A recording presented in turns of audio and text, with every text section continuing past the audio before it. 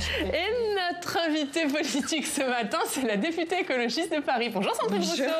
Merci beaucoup d'être avec nous. On est ensemble pendant 20 minutes pour une interview en partenariat avec la presse régionale représentée par Stéphane Vernet de Ouest France. Bonjour Stéphane. Bonjour, bonjour. Bonjour.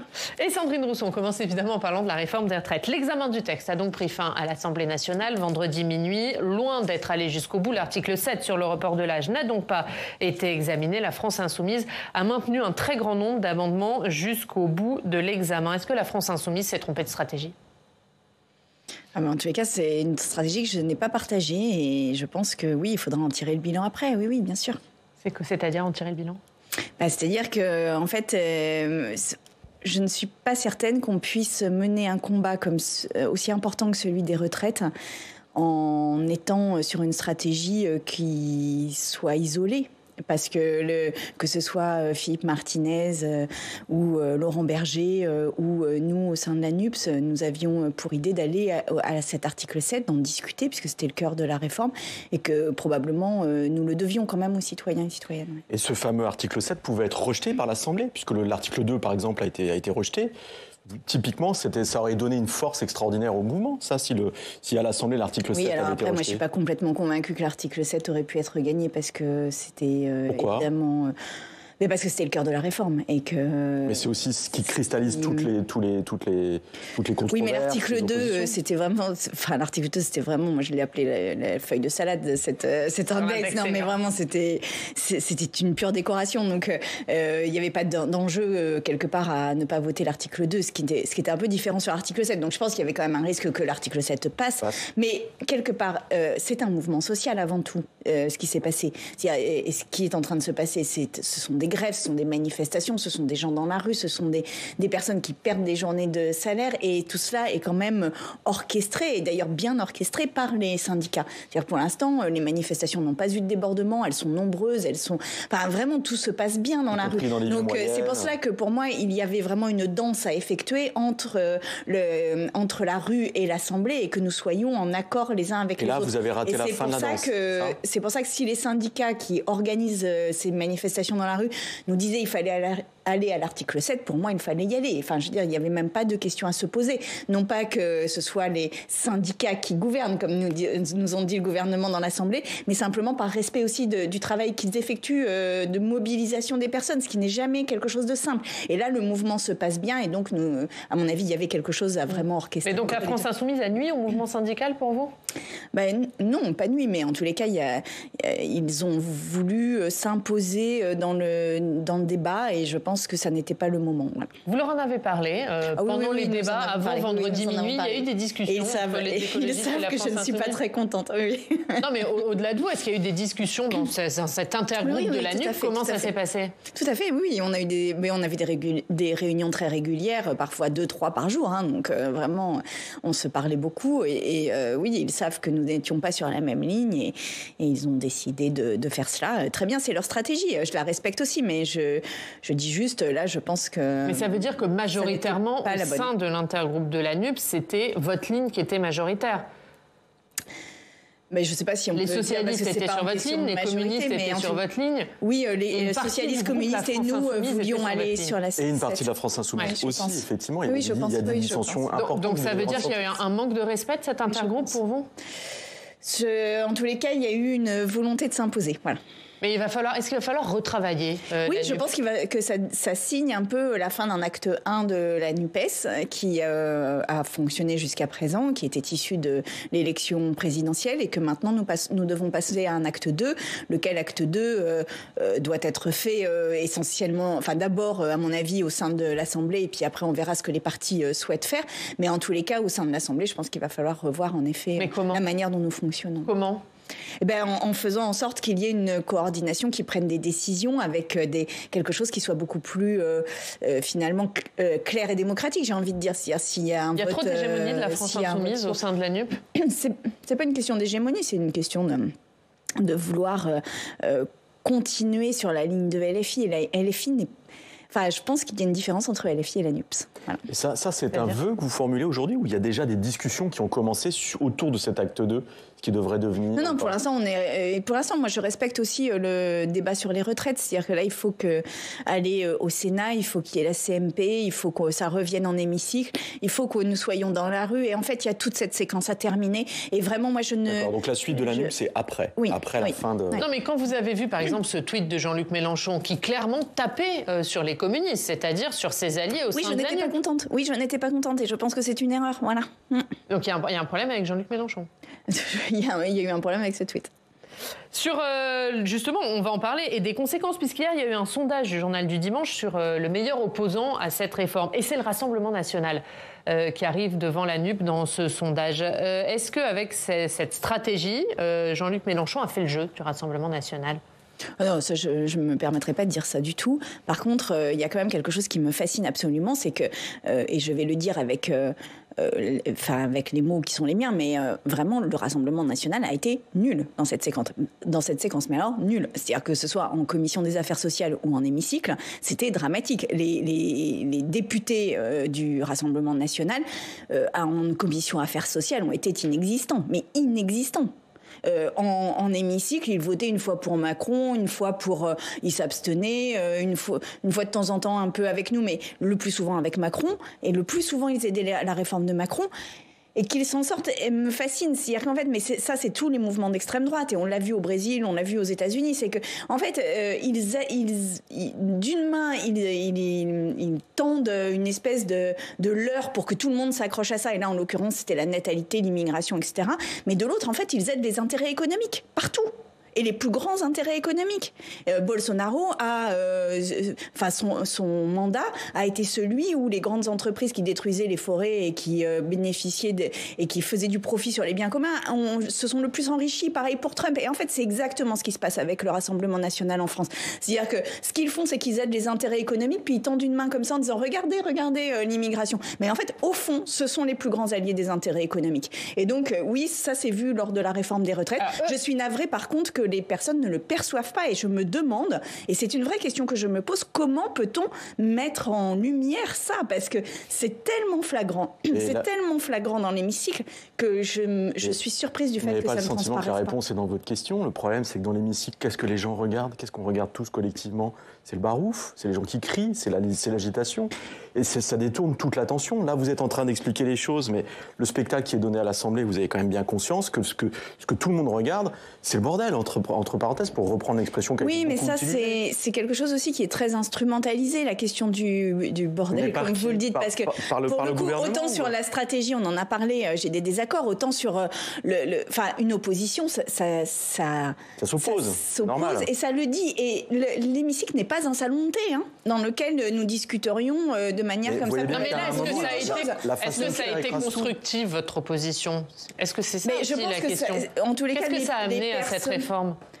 Mais de toute façon, nous n'avons pas la majorité dans l'hémicycle. Donc, je veux dire, c'est au cœur du sujet. Et d'ailleurs, c'est au cœur du sujet de la Ve République. C'est-à-dire qu'on a un problème avec la Ve République. Moi, ce que j'ai expérimenté et ce qui m'a vraiment frappé dans cette réforme des retraites, c'est que nous, députés de l'opposition, nous avons le décorum du pouvoir. Ça, nous avons le décorum du pouvoir, mais nous n'en avons aucun en réalité dans l'hémicycle, à part de rendre public des choses, en fait, et de dire haut et fort des choses. C'est ce que nous avons fait. Et c'est pas ce que dit le Rassemblement national. Eux, ils disent si la NUP avait voté avec nous la motion de censure, si la NUP avait voté avec nous la motion référendaire, ça aurait pu faire changer les choses. Mais elle ne passait absolument pas.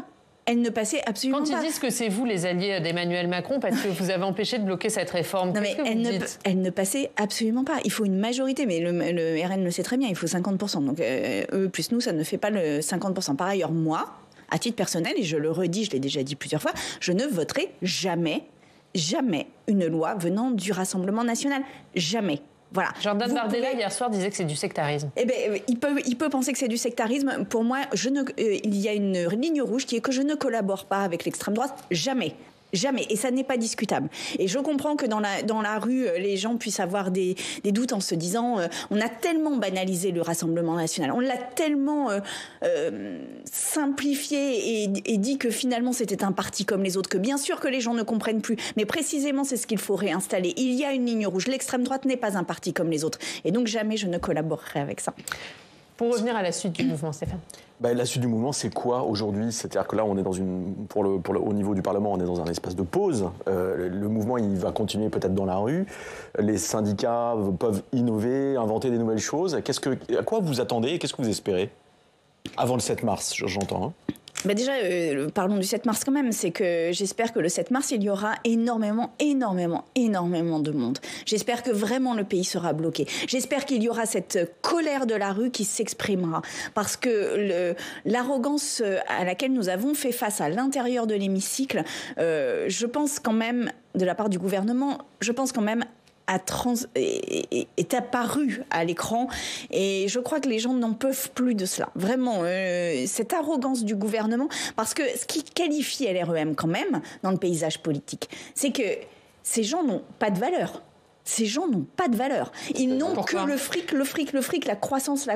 Ils n'ont que ça comme ligne de conduite. Ils n'ont pas de valeur profondément. Ils n'ont pas d'ancrage dans les territoires, ils n'ont pas d'ancrage dans les petites villes et les campagnes, les ruralités. Ils n'ont aucune ville. Et en fait, ils n'ont qu'une seule chose à la tête, c'est le fric. Moi, je ne veux plus... Enfin, vraiment, c'est d'une arrogance qui défie l'entendement. Ils vous rétorquent que vous n'avez qu'une seule chose, ce sont les taxes et les impôts. Je rappelle quand même que les impôts, c'est la justice sociale, pardon, mais ça aussi, c'est fascinant. C'est-à-dire que, d'ailleurs, ça confirme exactement ce que je vous dis. C'est-à-dire que les impôts, c'est la justice sociale. Il n'y a pas de justice, il n'y a pas d'égalité dans un pays sans impôts.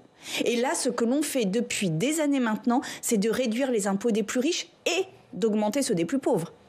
Donc en fait, ce que l'on fait, c'est qu'on fait peser la réforme fiscale sur les plus pauvres. Et là, il y a eu des baisses d'impôts. Il y a eu des baisses d'impôts pour les classes moyennes, il y a eu des baisses d'impôts pour les Français les plus modestes. Là, c'est un impôt sur la vie de 2 ans. C'est ça qui se passe, pour payer les entreprises en fait. Donc là, c'est à front renversé complet. Et on n'a jamais autant baissé les impôts sur les entreprises et sur les plus riches que sous Emmanuel Macron. Donc en fait, quand ils disent pas d'impôt, il faut entendre pas d'impôt sur les plus riches. Oui, d'accord, donc on est exactement dans ce que je vous dis. C'est le fric. Voilà. Sur le mouvement social, donc vous appelez un blocage le 7 mars, on a compris. Est-ce que vous appelez aussi à une action le 8 mars, jour de la journée des droits des femmes, Qu'est-ce que vous allez faire ce jour-là? Mais je vais aller manifester. Il y a une très grande manifestation qui est prévue et je serai parmi les personnes qui marcheront dans ce cortège. Et j'appelle vraiment les hommes à venir soutenir ce mouvement de libération et d'émancipation. Mais vous ferez des actions symboliques ce jour-là? Oui, bien sûr, j'en ferai. Et puis je vais pas vous les dire. Mais je ne vais pas vous les dire à l'avance. Ce sera une surprise pour lui. Exactement. Mais surtout, il y a quelque chose sur lequel je voudrais alerter, c'est que ce qui est apparu dans le débat sur les retraites et qui est nouveau, je trouve, dans le discours du Rassemblement national, c'est la question de la natalité. Et pardon, mais la natalité, qui est une natalité en fait de femmes blanches, puisqu'ils ne veulent pas de ce qu'ils appellent, et qui est un fantasme, le grand remplacement. Et ça, c'est vraiment un marqueur d'extrême droite que de renvoyer les femmes à un corps, à une natalité, à une fonction de procréation. Il n'est pas question, et je le dis avec solennité... C'est quoi la natalité de femme blanche? Parce que vous avez dit ça dans l'hémicycle, oui. Qu'il a été beaucoup question de la natalité de femme blanche. Ça a quand même suscité quelques critiques. C'est quoi une natalité de femme blanche? En fait, le Rassemblement national a estimé que le problème de la retraite, c'était la natalité. Ce qui est faux, puisque de toute façon, avant qu'un enfant qui naît aujourd'hui travaille, il y a 20 ans minimum, donc de toute façon, ça n'est pas le sujet, ça n'est pas vrai. Par contre, il voulait profiter de cette réforme des retraites pour faire des politiques natalistes, pour relancer la natalité en France, parce qu'ils estimaient qu'on avait un problème de natalité. Et ça, c'est profondément renvoyer des femmes à une fonction uniquement de procréation. Moi, je dis, nos ventres ne sont pas la variable d'ajustement de la réforme des retraites. Et encore une fois... c'est une natalité de femmes blanches, c'est ça qu'on voit. Il n'y a pas que des femmes blanches chez les Françaises. Derrière, il y avait l'histoire... Parce que, par exemple, s'il y a un problème de population, qu'on ouvre un peu les personnes immigrées, qu'on les fasse rentrer. Je veux dire, au nom de quoi des personnes qui viendraient travailler en France? Chez les personnes de nationalité française, il n'y a pas que des femmes blanches. Oui, mais quand on les entend, je pense que parce que la théorie qui était sous-jacente, c'était la théorie du grand remplacement, et cette théorie du grand remplacement, c'est que c'est la population blanche et chrétienne qui est menacée par d'autres populations, et notamment la natalité de ces autres populations. Et précisément, ça, c'est fasciste. Enfin, je le dis, c'est raciste et c'est fasciste. Donc, il n'y a pas à aller vers cela d'aucune manière. Après, on a quand même un problème sur notre système de répartition, et pas comme la retraite, c'est aussi la sécurité sociale, le chômage, etc. Un certain nombre d'assurance sociale qui sont financés par les actifs qui travaillent. Et derrière, il y a la problématique de la démographie. Vous venez de parler de la natalité, mais on a quand même un problème de démographie dans ce pays. Non, vous dites la solution, c'est d'ouvrir et de compenser en faisant venir des travailleurs immigrés, comme le fait l'Allemagne ou d'autres pays européens. La Terre a suffisamment d'humains sur cette planète. Enfin, il y a suffisamment d'humains sur cette planète. On a même un problème, objectivement, de corrélation entre les ressources et le nombre d'humains. Donc on organise les déplacements pour compenser, préserver notre modèle social. Il n'y a aucun problème de population. Il y a juste un problème de fermeture des frontières et un problème... mais quand je dis ça, je ne voudrais pas non plus laisser entendre que l'immigration se résoudrait à une question économique. C'est-à-dire que c'est une question avant tout humaine, avant tout de droits humains. Et d'ailleurs, là, on va voir la loi immigration qui arriver dans les il y a un lien entre les deux ? Probablement va ouvrir la possibilité d'avoir des titres de séjour plus facilement dans des métiers dits en tension, et notamment dans les soins des personnes, probablement dans les métiers du soin, qui manquent cruellement de salariés. Donc je pense qu'on va le voir. Ça, c'est une solution.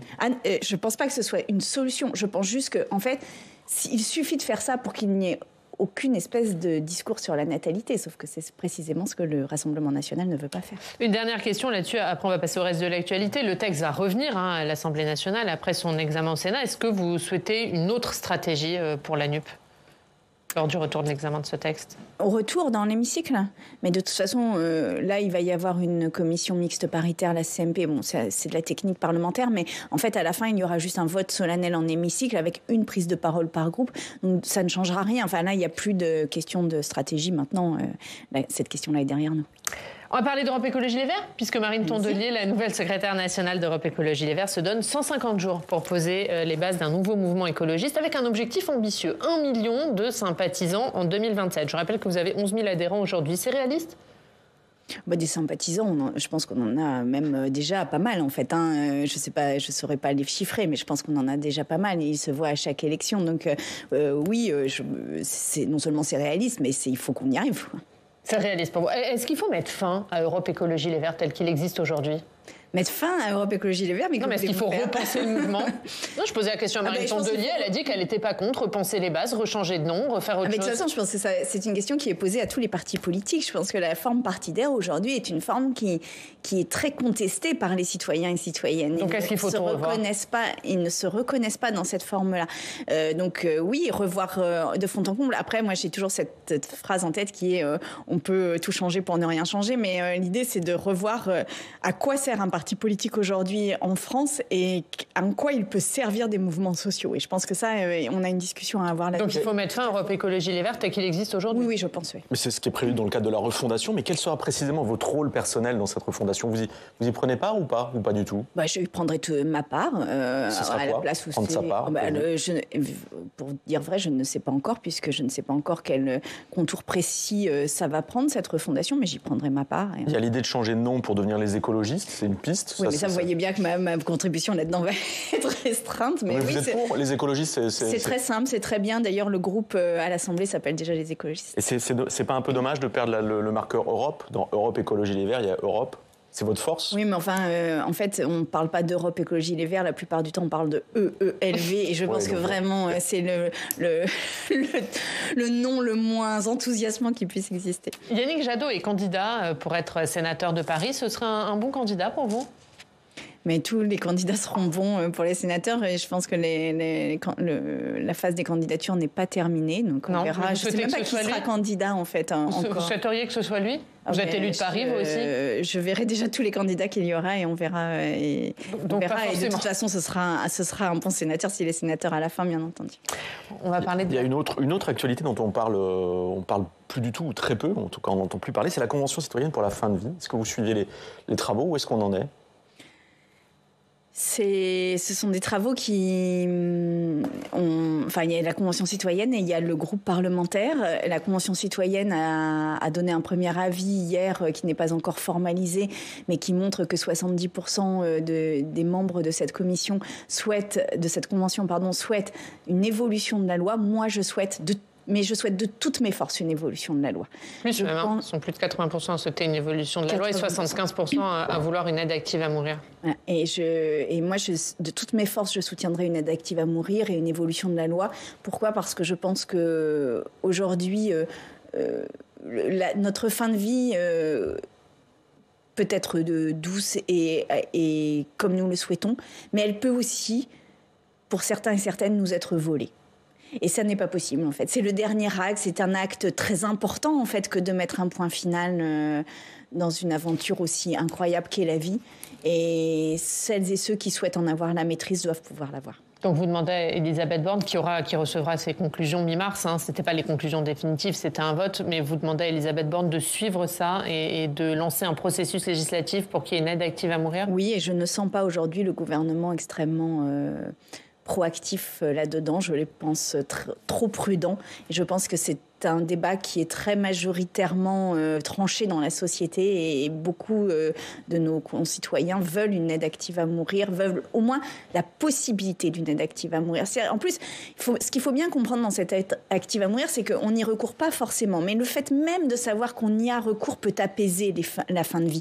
Donc en fait, c'est vraiment du bon sens. Mais vous craignez que le gouvernement ne suive pas le vote de la Convention citoyenne ? Oui, je n'ai pas senti de volonté farouche du gouvernement d'aller vers ça. Donc elle va être enterrée pour vous ? Il y a un risque qu'elle soit enterrée ? Je pense qu'il y a un risque, mais je pense aussi que nous sommes plusieurs parlementaires à l'intérieur de l'hémicycle à ne pas vouloir que ce soit enterré. Et justement, ça pourrait faire l'objet d'une proposition de loi transpartisane ? Oui. Vous commencez à y réfléchir ? Vous y avez travaillé ou pas ? Alors concrètement, non, mais je fais partie du groupe d'évaluation de la loi Claes-Leonetti.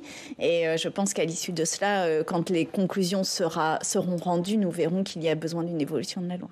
Une dernière question sur ce qu'a dit hier Gérald Darmanin suite à l'accident de Pierre Palmade, Stéphane. Oui, Gérald Darmanin, suite à cet accident, propose un retrait du permis, moins 12 points d'un coup, en cas de conduite sous stupéfiants. Qu'est-ce que vous en pensez ? Est-ce qu'on en revient à un fait divers, une proposition de loi, ou est-ce que c'est justifié à votre sens ? Non, mais c'est exactement la politique de Sarkozy. Un fait divers, une proposition de loi, ça n'a aucun sens. C'est de l'à-coup, c'est du sensationnel et ça n'a pas de... Donc il faut pas c'est dramatique même en fait pour la démocratie véritablement. Surtout que sur la question des addictions, il y a bien mieux à faire que d'être dans la répression comme ça, bête et méchante, j'ai envie de dire. La consommation de drogue, de stupéfiants est avant tout un problème de santé publique. Avant tout. Et donc, où sont les politiques de santé publique ? Où sont-elles ? Où sont les politiques qui permettent de diminuer et d'accompagner les personnes qui sont dépendantes ? Il n'y en a quasiment pas. Mais juste pour qu'on soit clair, il ne faut pas durcir la loi ? Non, mais je viens sur la loi, mais il y a quand même un truc qui est que dans la politique de lutte contre les drogues, on est soit dans la drogue c'est mal, voilà, soit dans on tape les consommateurs. Mais enfin, il y a quand même un tout petit peu plus intelligent à faire. Et là, en l'occurrence, j'appelle Gérald Darmanin à faire preuve d'un tout petit peu d'ouverture. Et quant à sanctionner davantage les comportements sous emprise de drogue qui mettent en danger d'autres vies sur la route, oui, mais pas comme ça, pas sur un coup de tête et avec une politique de prévention et avec une politique lui dit que c'est pas un coup de tête, qu'il a augmenté les contrôles depuis un an, qu'il travaille sur la question de l'homicide depuis décembre avec Dupond-Moretti. Gérald Darmanin n'a qu'une seule chose, c'est taper sur les consommateurs, en fait. C'est ça, sa seule politique de répression des drogues. Mais c'est vraiment la pire des manières de faire, en fait. Voilà. Merci Sandrine Rousseau. Merci beaucoup d'avoir été notre invitée. On regarde la une de Ouest France, ces accueils d'urgence si essentiels aux enfants. C'est à la une de votre journal, Stéphane. Stéphane, on se retrouve demain ? Oui, avec plaisir. Bonne journée. Merci Sandrine Rousseau. On passe au Club des Territoires.